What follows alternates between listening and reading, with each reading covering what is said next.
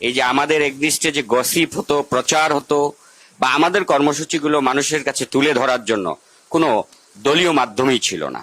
কারণ একটা প্রোগ্রামে 10 জন মানুষ যেতেই পারতো না, সেখানে একটা সেল কিভাবে কাজ করবে সেই সুযোগও ছিল না। তো আমরা কয়েকজন, এখানে আকবর ভাই আছে, সবুজ আছে, সুইট ভাইয়ের সাথে আমার ফেসবুকে পরিচয় ছিল, তার মাধ্যমে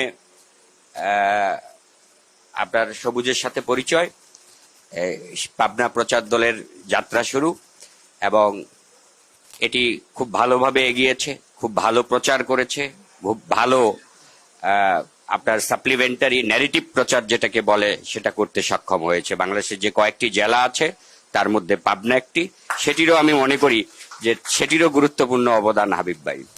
আমি একটি স্মৃতি জাস্ট রোমন্থন করতে চাই যে আমি যখন 2022 সালের 24 অক্টোবর মেবি গ্রেপ্তার হই ছাত্রদলের প্রোগ্রাম থেকে, ঢাকা ইউনিভার্সিটির ভিতর থেকে। তো সাথে সাথে আমাদের ভারপ্রাপ্ত চেয়ারম্যান সাহেব প্রায় 50 জনের আইনজীবী প্যানেল আমাকে ইয়েতে আপনার থানায় পাঠায়, কিন্তু কোনোভাবেই আমাকে ছাড়বে না, তারা ম্যান্ডেটরি টার্গেট করে আমাকে।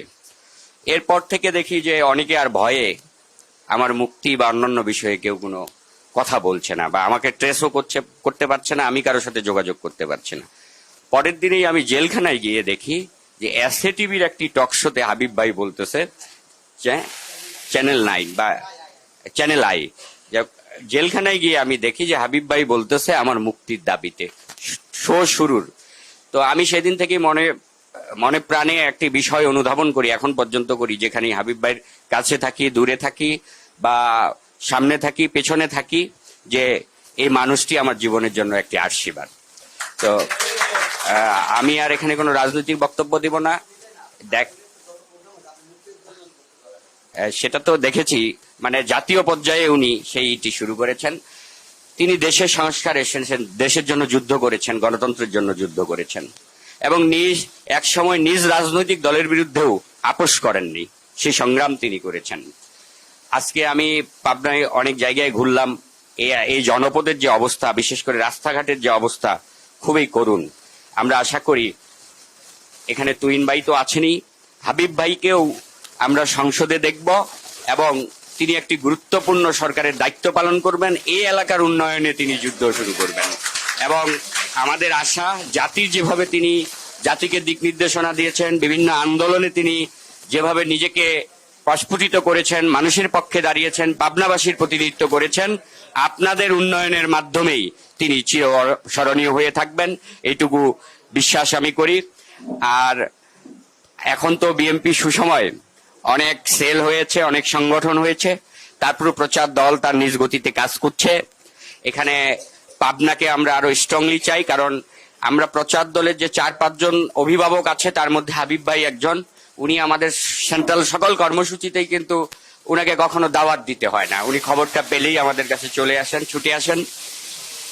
আর এখানে শাহানা আপাও আছেন। আমরা যেহেতু একটা নির্বাচনে এবার কিন্তু পোস্টার হবে না, একটা কথা মাথায় রাখবেন, ফেস্টুন হবে না নির্বাচন আচরণবিধিতে। তো প্রচারের একমাত্র উপায় হচ্ছে কিন্তু আপনার এই সোশ্যাল মিডিয়া। তো প্রচার দলকে এখানে স্ট্রং করতে হবে। আপনি বিএনপির সেল করবেন বা আইটি সেল করেন, মিডিয়া সেল করেন, মানুষ থাকবে একজন, এমপি কিন্তু 5 জন, এখানে 5টা আসন। অতএব আপনি যদি ন্যারেটিভ প্রচার করতে চান, আপনি যদি আসন ভিত্তিক প্রচার করতে চান, তাহলে এই সংগঠনকে শক্তিশালী করতে হবে আপনাদের রাজনীতির প্রয়োজনে। অতএব আমরা এখানে শাহানা আপা আছে, তিনি আমাদের শুরু থেকে সহযোগিতা করছেন। তারপরে আমাদের মহিলা দলের সভানেত্রী আছেন, সবাই আমাদের প্রচার দলের শুভাকাঙ্ক্ষী। এখন সামনে যারা আছেন সবাইকে মোটামুটি কম বেশি, যদিও সাক্ষাৎ হয় না, কিন্তু ফেসবুকে হয়তো বা চিনি বা জানাশোনা আছে। তো সবাইকে বলবো যে আপনারা এই সংগঠনটা আমরা নতুন করে আবার রিকগনাইজ করছি, শক্তিশালী করছি, আপনারা এটাকে আরো শক্তিশালী করেন। শক্তিশালী করলে বিএনপি শক্তিশালী হবে, আপনারা শক্তিশালী হবেন, আমরা সবাই শক্তিশালী হব। তুহিন ভাই তার আসন কনফার্ম হয়েছে, হাবিব ভাইরও হয়েছে, যদিও হাবিব ভাইটা আনুষ্ঠানিক ঘোষণা দেয়নি, কিন্তু হাবিব ভাইটাও কনফার্ম হয়েছে আমি যতটুকু জানি, দলে ততটুকু। তো এই 2টা আসন যেহেতু আমাদের কনফার্ম হয়েছে, আপনারা আগে ভাগে নেমে পড়ুন। জামাত কোনো রাজনৈতিক দল না, এই সাথিয়ায় ভোট বেশি, অমুক বেশি, আমি মনে করি না জামাতকে কোথাও সাধারণ মানুষ ভোট দিবে। জামাতের কর্মীরা ছাড়া জামাতকেও কেউ ভোট দিবে না, জামাতের পরিবারের সদস্য ছাড়া। সাধারণ মানুষকে জামাত পছন্দ করে না। আমি অনেক এলাকায় গিয়েছি, ওই বাপ করে জামাত, ছেলে করে শিবির, মা করে মহিলা সংস্থা, এই হচ্ছে জামাতের অর্গানোগ্রাম। অতএব জামাতকে নিয়ে আপনার চিন্তা করার দরকার নাই, আওয়ামী লীগকে নিয়ে চিন্তা করার দরকার নাই। এই দল বিএনপি হচ্ছে শহীদ প্রেসিডেন্ট জিয়াউর রহমানের দল। তারেক রহমান যে নেতৃত্ব দিয়েছেন এই ফ্যাসিবাদ বিরোধী আন্দোলনের, সাধারণ মানুষের মন জয় করেছেন। আমরা আগামী নির্বাচন পর্যন্ত মানুষের মন জয় যে করেছি, এটা যদি ধরে রাখতে পারি, কোনো অপকর্ম না করে, মানুষকে কষ্ট না দিয়ে মানুষের কাছে যদি যেতে পারি, আমরা এই সভা সমাবেশ না করে মানুষের কাছে যেতে হবে, আমাদের ঘরে ঘরে যেতে হবে, মানুষকে বোঝাতে হবে যে তারেক রহমান ছাড়া, এই হাবিব ভাইরা ছাড়া পাবনা যেমন সুরক্ষিত নয়, তারেক রহমান ছাড়া বাংলাদেশ সুরক্ষিত নয়। এই জিনিসটা বোঝাতে হবে, এই বার্তাটা আমাদেরকে পৌঁছাই দিতে হবে। আপনাদের সকলের সর্বাঙ্গীন সাফল্য কামনা করছি, সুস্বাস্থ্য কামনা করছি। নিশ্চয়ই আবার আমরা, আমাদের প্রচার দলের তো একটা ন্যাশনাল ক্যাম্পেইন হবে, ক্যাম্পেইনের কারণে আবার কোনো একদিন আসবো, আপনাদের সাথে দেখা হবে। সকলকে ধন্যবাদ।